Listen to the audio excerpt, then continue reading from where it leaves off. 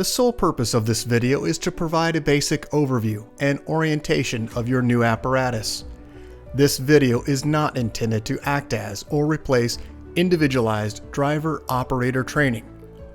Individual fire departments may base guidelines, policies, and procedures tailored for best practices. Pierce Manufacturing and Hughes Fire Equipment representatives are not liable for injuries caused from acts resulting from actions inconsistent with the information provided within this video and/or accompanying manuals. Refer to the Operation and Maintenance Manual for complete details relating to the components and features of this apparatus. Only trained personnel should operate this vehicle or perform maintenance.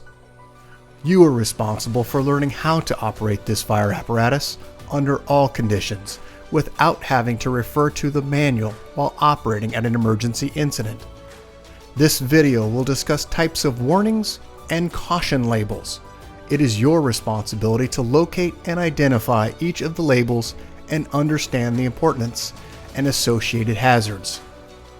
Warning labels will point out procedure that must be taken or action that must be avoided to guard against the possibility of serious injury or death.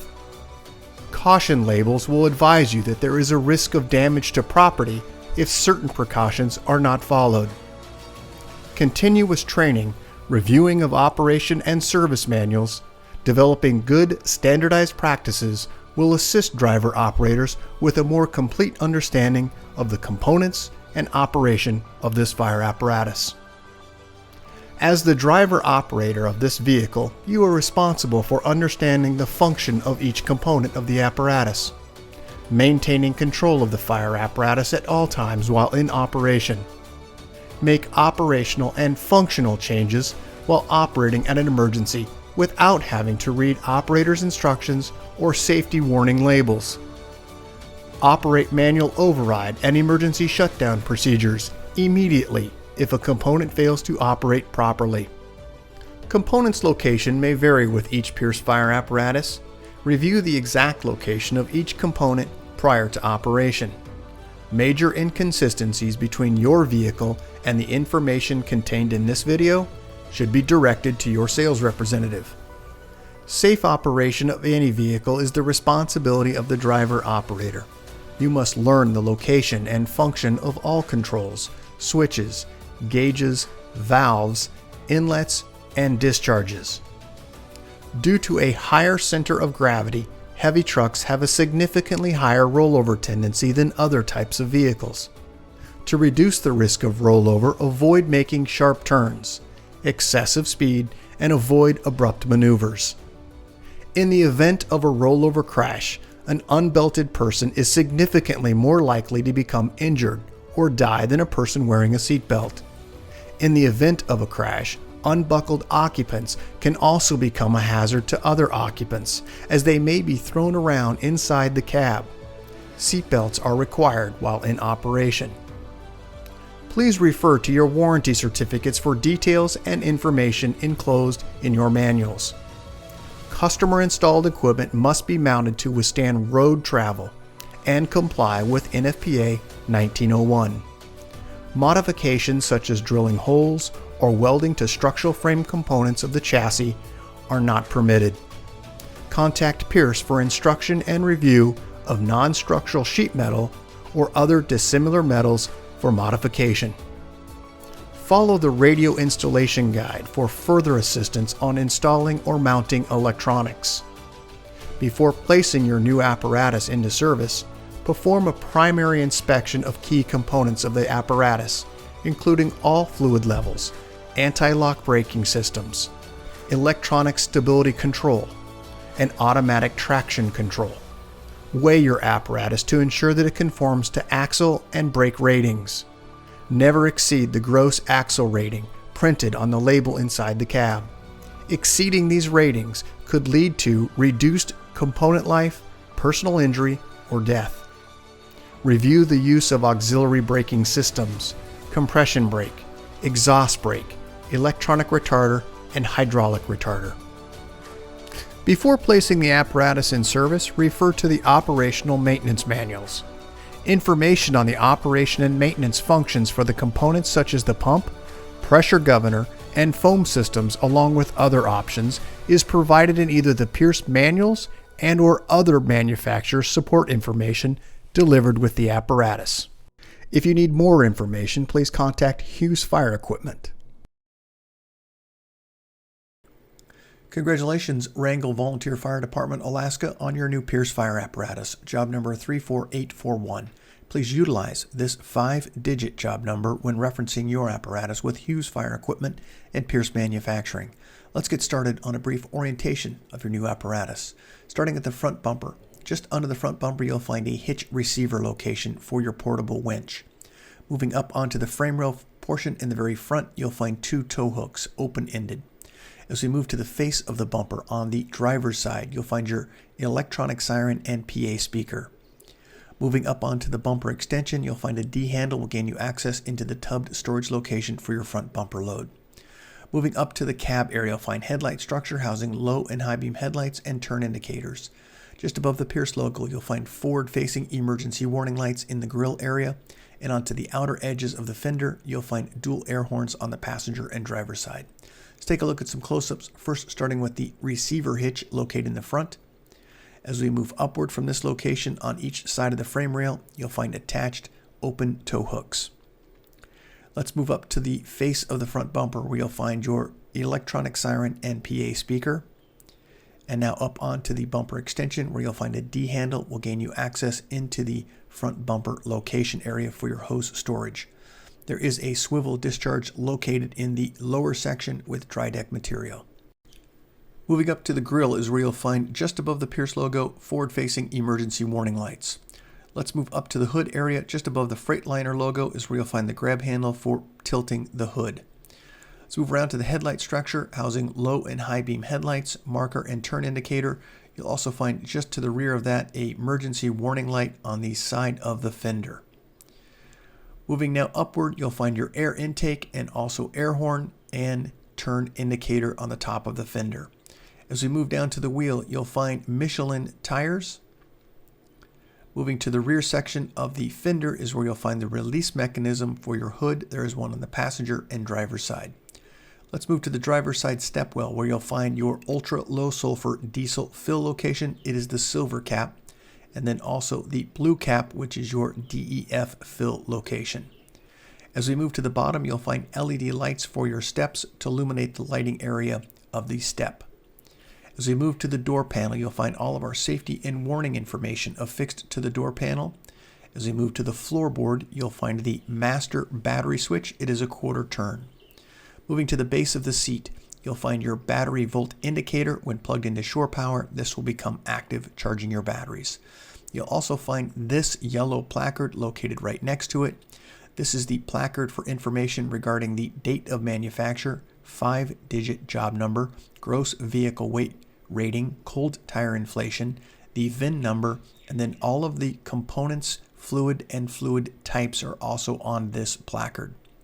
Let's move to about the left knee of the operator where you'll find the ignition start. It is a keyed ignition, and also you have a battery indicator, green indicating the battery is on. Let's move up to the dash area where you'll find this black placard indicating the height of the vehicle, length of the vehicle, and gross vehicle weight rating. If you make any adjustments to your vehicle, please update this placard for your operator. Also moving to the right of that placard, you'll find speed control switch, set excel coast for your speed control, also headlight switch, and also increase and decrease. Let's go ahead and move now to the dash cluster. We'll start on the left-hand side of the dash area, first starting with the gauges on the far left. At the very bottom, you'll find the transmission, water, and oil pressure. Moving to the right, front and rear air, fuel level, and DEF level, combination gauge. In the center, you'll find the tachometer and speedometer. Just above this location, you'll find a screen displaying diagnostic information regarding your vehicle. Let's move just to the right of the steering column, where you'll find in the upper left-hand corner your filter minder for your engine. This is the air filter. As we move down, you'll find the Allison transmission pad. This is a push-button digital readout. Moving just to the right, you'll find the pump shift. There are instructions from road to pump and also from pump to road. Just as a reminder, 2 green indicators are required for pump operations. Moving just to the right, you'll find the yellow diamond. This is your pull to apply your system parking brake and push to release. Let's move just to the right to the set of switches and we'll identify each of those independently. Let's first start with the upper set of switches on the far left. You'll start with your regen switch, mirror heat, interaxle lock, high idle, OK to engage high idle, rear scene, and load manager. Just to the right of that, you'll find an audible alarm. The outer edge of the bezel does allow you to brighten or dampen the sound.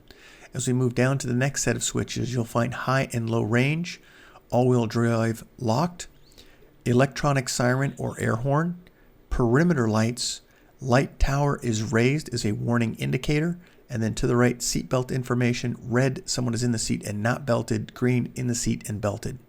As we move to the dash area, you'll find all of our emergency light switches independently switched, and then also a 12-volt access via USB style.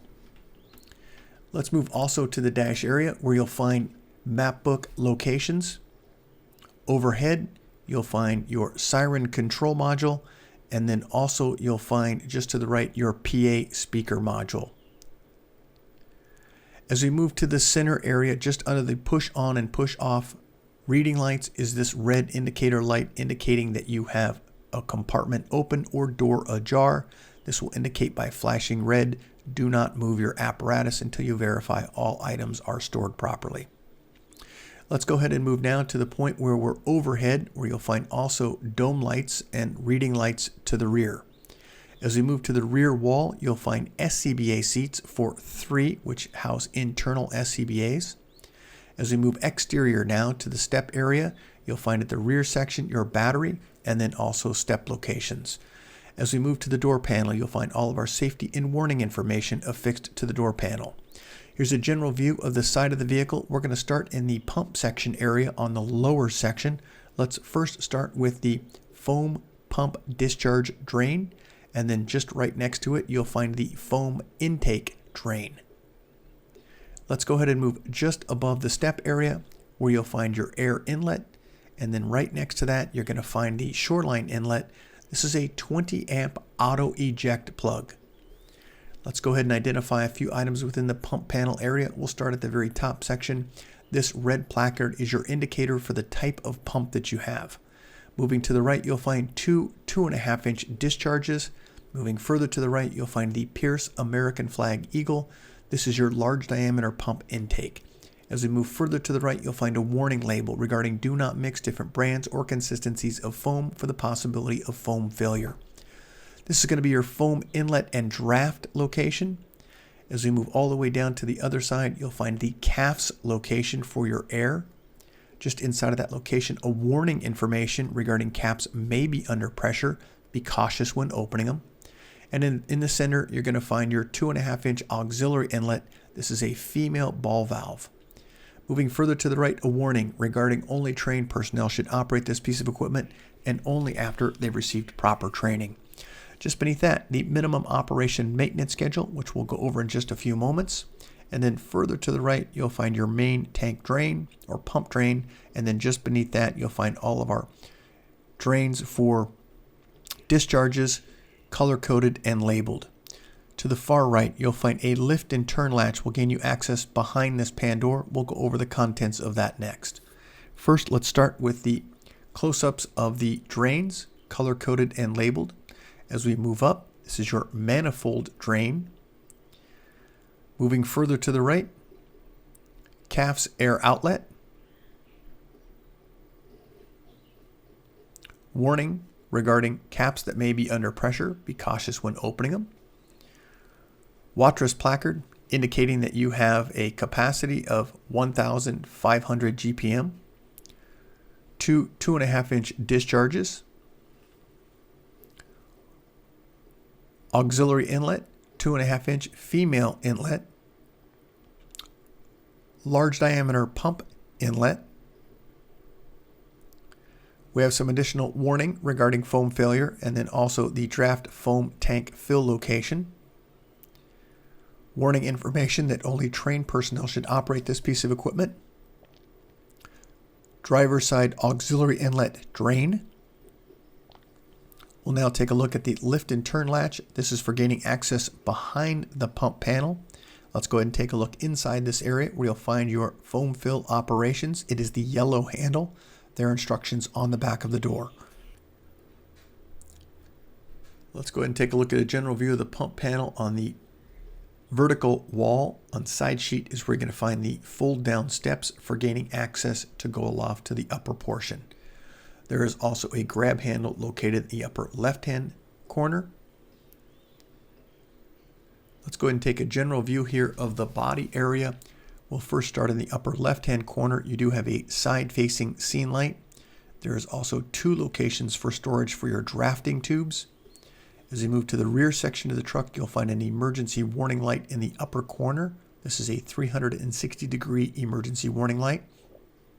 Moving down directly over the axle, you'll find a side-facing emergency warning light. And then just in front of the axle, you'll find a marker turn indicator light. Moving to the rear of the axle, you'll find wheel chock storage location. Let's go ahead and take a look inside some of the compartments. First, starting with the one closest to the pump panel is where you'll find your battery charger and also control mechanism for your light tower. Close up here of the marker light. Once again, Michelin tires. As we move just above this location in front of and rear of the axle, you'll find SCBA bottle storage locations for 2 SCBA bottles with retaining straps. Side-facing emergency warning light. Just to the rear of the axle, you'll find SCBA bottle storage location, 2 SCBA bottles with retaining straps. Let's move up to the compartment. Roll-up doors, LED lights inside. As you move to the upper portion, you'll find that LED side-facing floodlight, drafting tube location storage for 2 hoses,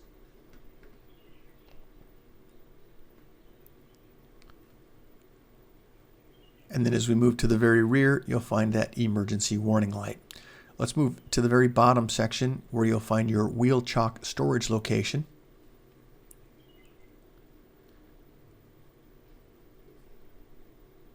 And now let's go ahead and take a look at the rear section of the vehicle. We'll identify a few items there. Let's first start at the bottom with emergency brake, turn, and reverse light, both on the passenger and driver side. As we move up on the passenger and driver side, you'll also find emergency warning lights in the upper portion, along with scene lights in the very top section. Let's go ahead and take a look at some close-ups. On the bottom section, you'll find a pull-out drop-down step area. As we move upward, you'll find at the top section emergency warning light, brake light, turn light, and also a reverse light. You'll also find a deck light switch located on the left side. Moving up, you'll find your rear scene lights, and then all the way up to the very top, you'll find an emergency warning light. Let's take a look at the vertical sheet inside the area where the notch is located for the rear roll-up door. You'll find a drop down or fold down step. As we move to the center section, you'll find 2 discharges located here. These are both 2.5. Also some warning information regarding entanglement hazard. Be cautious when removing hoses. There is the possibility of entanglement. Also, never ride on the vehicle while it's in motion, and if you are climbing on it, always face the vehicle. Let's move down to the roll-up compartment door. On the passenger side, you'll find an additional fold-down step. And then as we move to the very rear section on the left, you'll find additional fold-down steps, and also your roll-up door houses 2 roll-out shelves, one in the upper portion and one in the lower portion. Let's go back to the area where the ladder would be stored. D-handle will gain you access. This is going to be on the passenger side rear section. Once it's open, you'll find a 24-foot extension, 2-section, and a 14-foot roof. In the upper portion, you'll find a pike pole, 6 and 10 foot, and then also a 10-foot folding ladder. We're now up onto the area where you'll find your hose storage location. You do have 2 fill locations in the upper portion, water tank fill on the left-hand side of the image, and foam tank A fill on the right-hand side. Would like to point out the warning label here. Do not mix different brands or consistencies of foam for the possibility of foam failure. As we move now to the dunnage area, this is where your master stream device is located. You'll find a fill location for your hydraulic oil for your Husky foam system. This is your master stream device. Moving just to the right, a little bit better image here. This is your Husky foam system on the left. And then as we move to the right, you'll find your CAFS system air compressor.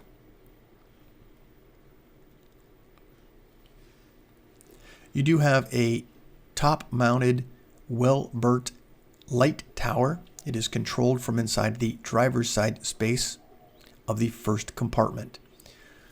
Moving to the dunnage area now, there is a work light located within this area of the dunnage. And now we'll move around to the rear section and we'll start on the passenger side of the vehicle. Let's first start with the roll-up compartment door in this area, adjustable shelving, LED lighting inside. As we move to the first section to the rear of the axle, you'll find SCBA bottle storage location for 2 SCBA bottles with retaining straps. Once again, Michelin tires located duals in the rear. As we move just forward of this location and up above the axle is where you'll find a side-facing emergency warning light, and then just forward of the axle, additional SCBA bottle storage for 2 SCBA bottles. As we move up, you'll find 4 locations for SCBA storage. And then as we move forward to this location, I would like to point out this warning label.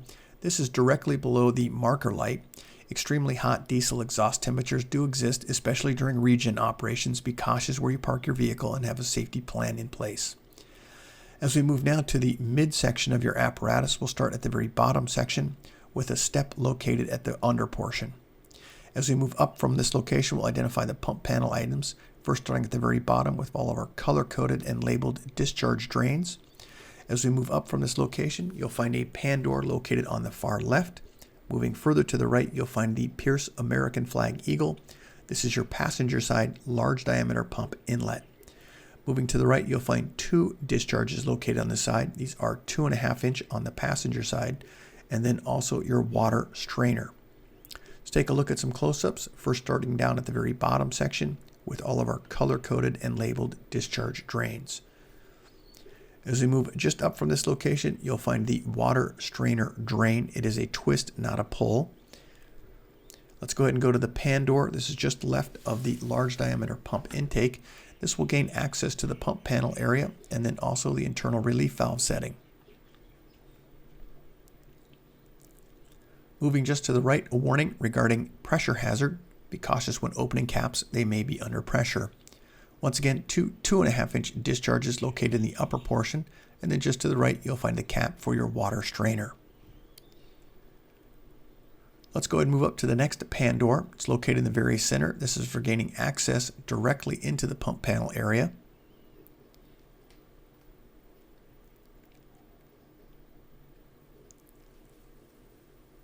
As we move forward, you'll find the 2 cross lays located on the passenger and driver's side access location.